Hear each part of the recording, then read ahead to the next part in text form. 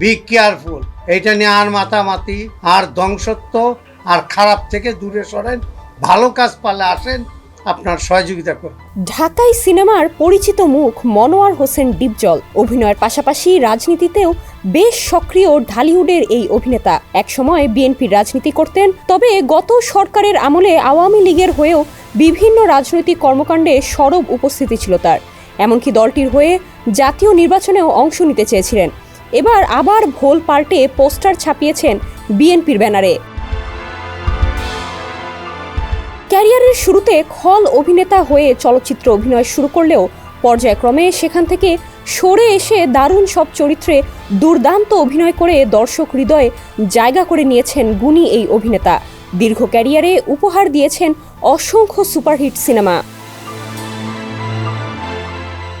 এক সময় দেশের বৃহৎ রাজনৈতিক দল বিএনপির সঙ্গে ছিলেন ডিপজল। পরে আওয়ামী লীগের হয়েও বিভিন্ন রাজনৈতিক কর্মকাণ্ডেও তার সরব উপস্থিতি ছিল দৃশ্যমান। সাড়া না পেলেও জাতীয় সংসদ নির্বাচনে আওয়ামী লীগের মনোনয়ন চেয়েছিলেন অভিনেতা মনোয়ার হোসেন ডিপজল। এছাড়া বাংলাদেশ চলচ্চিত্র শিল্পী সমিতির সাধারণ সম্পাদকের দায়িত্বও ছিলেন তিনি। আওয়ামী লীগের পতনের পর ডিপজলও ভোল পাল্টালেন, আবারও আশ্রয় নিলেন বিএনপির ছায়াতলে। বিজয় দিবস উপলক্ষে ফেসবুকে পোস্টার শেয়ার করে শুভেচ্ছা জানান ডিপজল। তাতে ব্যবহার করেছেন জিয়াউর রহমান, খালেদা জিয়া ও তারেক রহমানের ছবি। ক্যাপশনে ডিপজল লিখেছেন, 16ই ডিসেম্বর মহান বিজয় দিবস।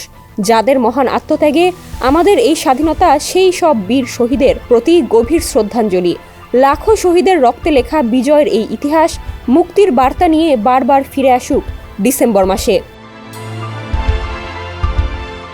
শিয়া বাটার ও ভিটামিন ই সমৃদ্ধ lily glam beauty soap. Lily, always beautiful. পোস্টারে বিএনপির নেতাদের ছবি ব্যবহার করায় সমালোচনার মুখে পড়েছেন ডিপজল।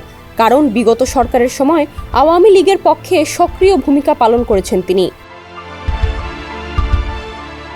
2018 সালে একাদশ জাতীয় সংসদ নির্বাচনের সময় ঢাকা 14 আসন থেকে আওয়ামী লীগের মনোনয়নপত্র কেনেন ডিপজল।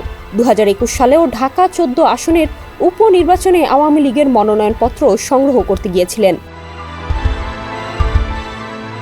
গত অগস্টে সরকার পতনের পর ডিপজলের নামে হয়েছে একাধিক মামলা।